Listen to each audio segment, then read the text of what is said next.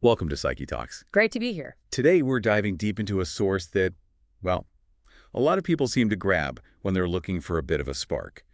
It's Steve Chandler's book, 100 Ways to Motivate Yourself. That's right.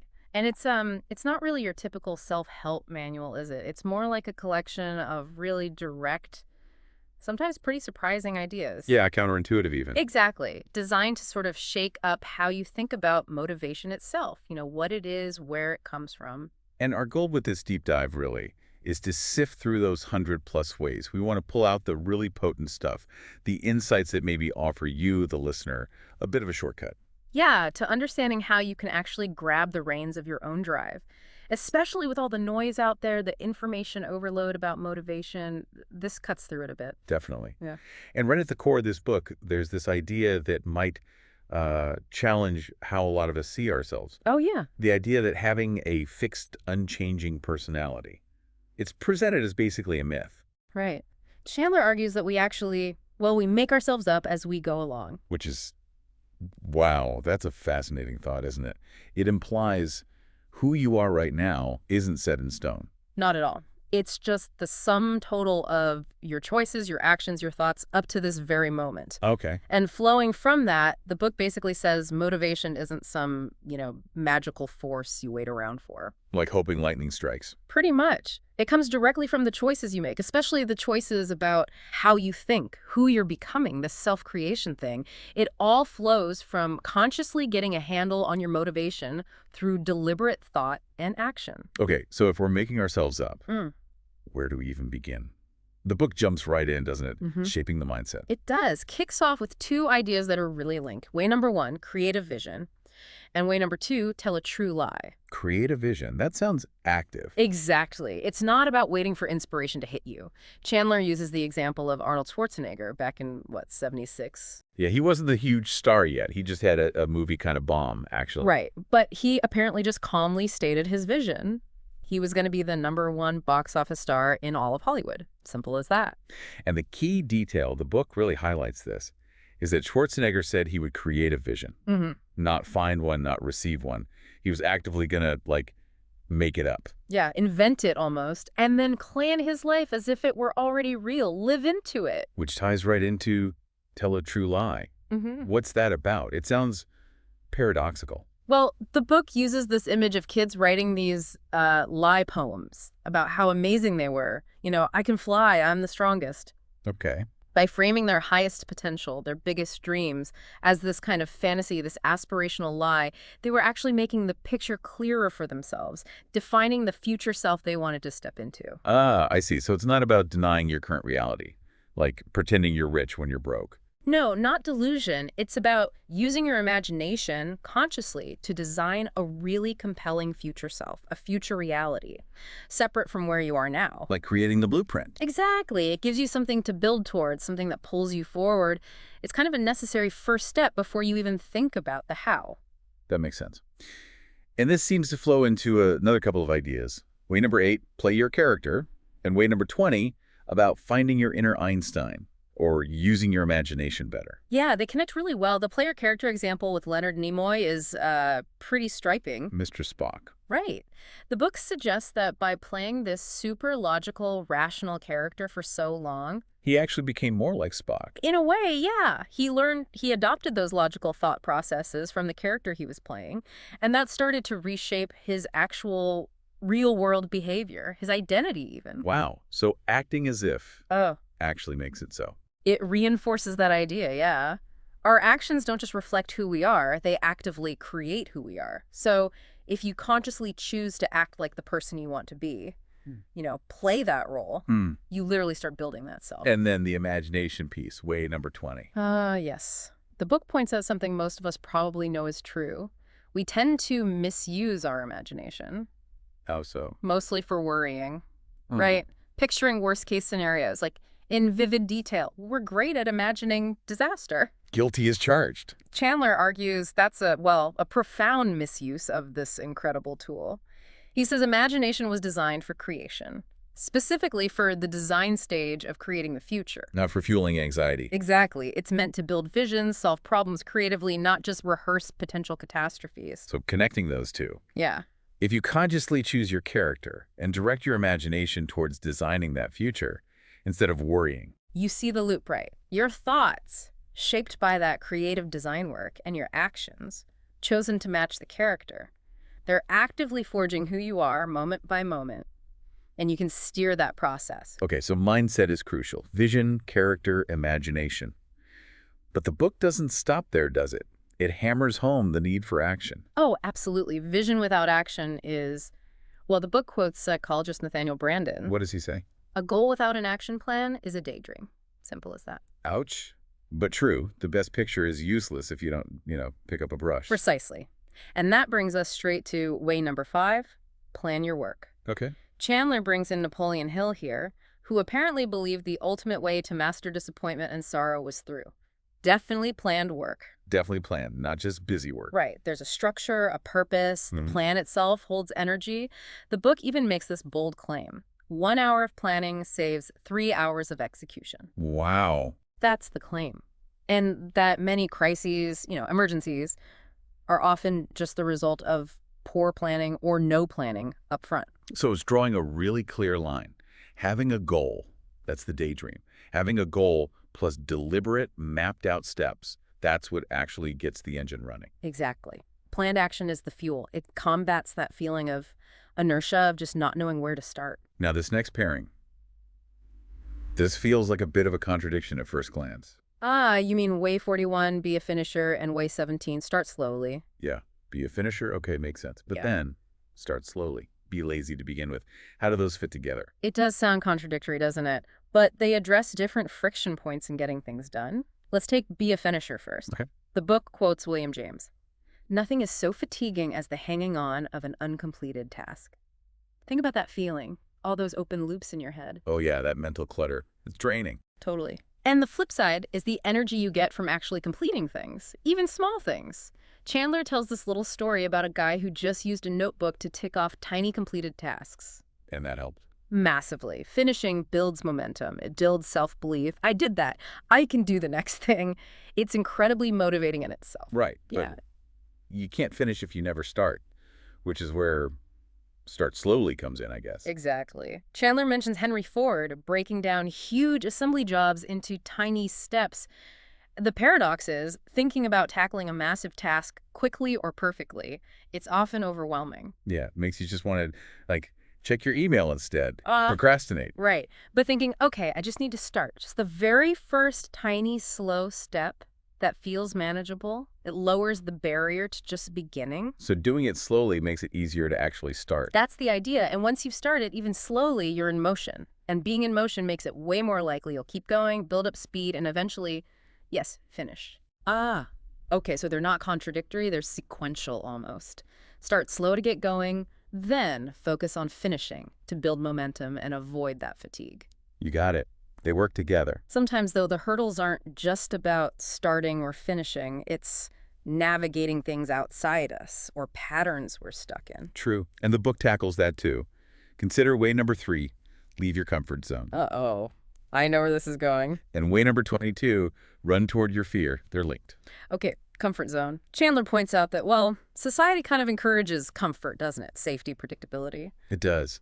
But the book argues really strongly that real growth, learning new skills, actually transforming, that only happens when you step outside what's easy and familiar. You have to notice when you're just coasting in the comfort zone and deliberately push yourself out. Yeah.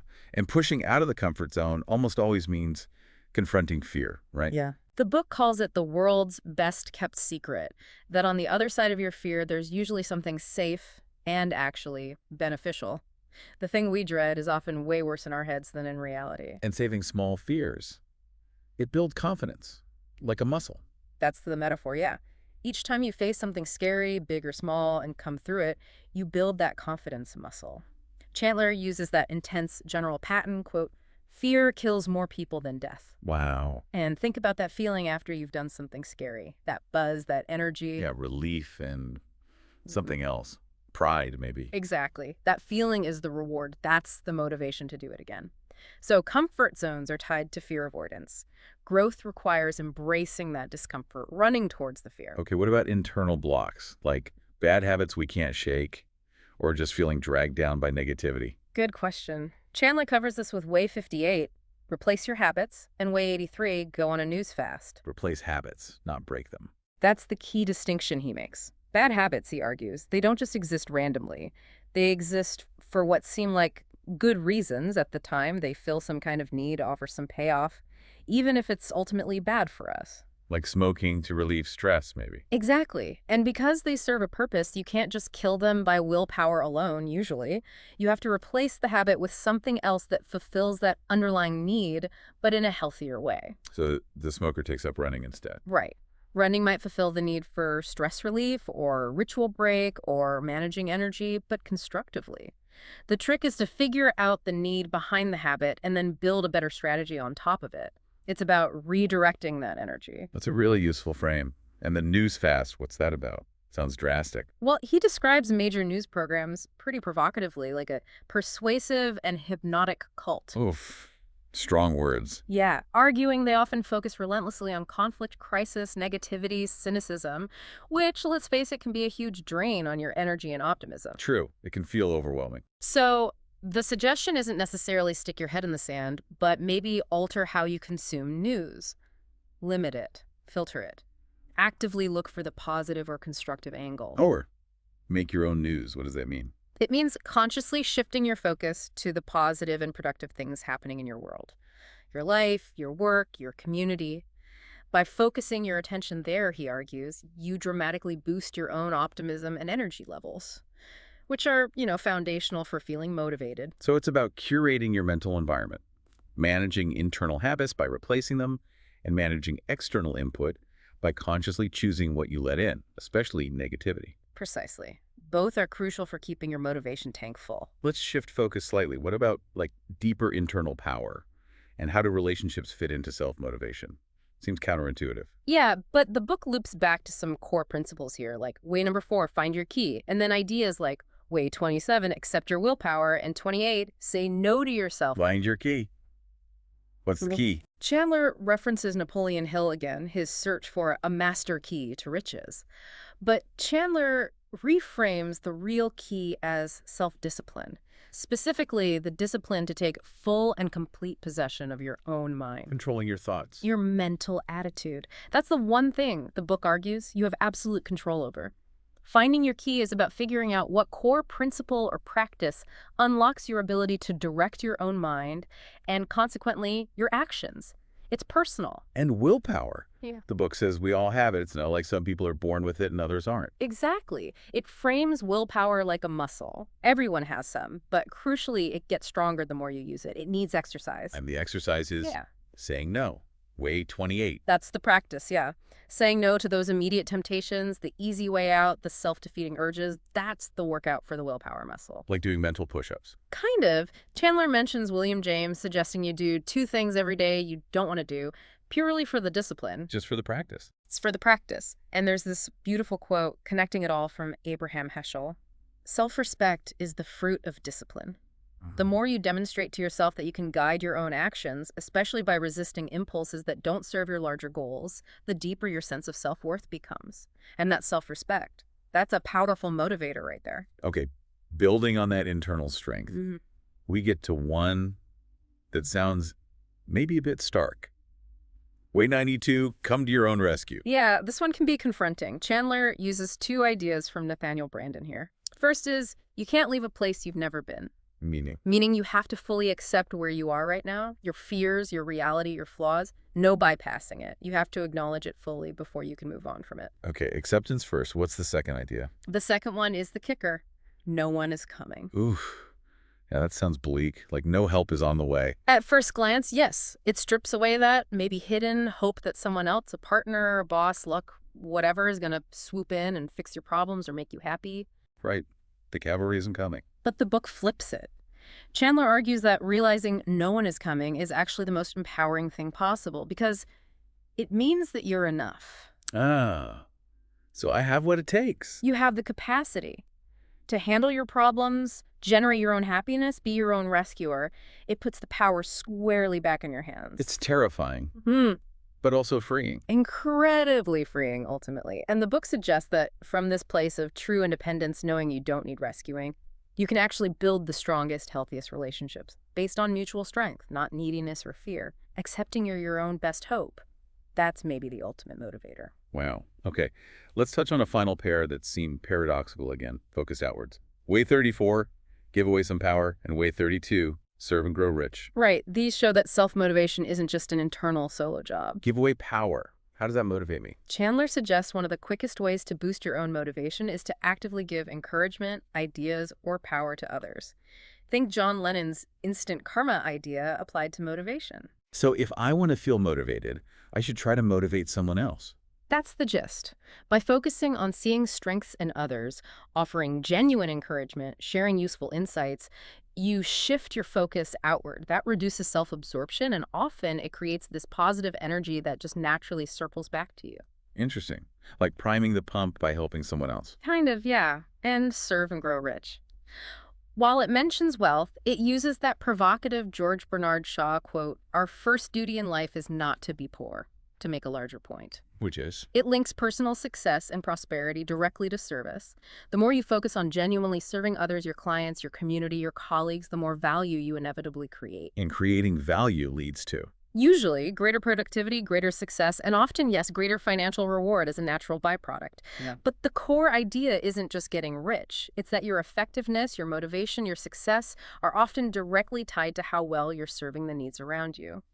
Being poor limits your ability to serve, too. So these outward actions, motivating others, serving others, they paradoxically fuel your own internal drive and success. Exactly. It's not all just navel-gazing. Interaction is key. So what we've really skimmed today, it's just a fraction of the 100 ways in Chandler's book.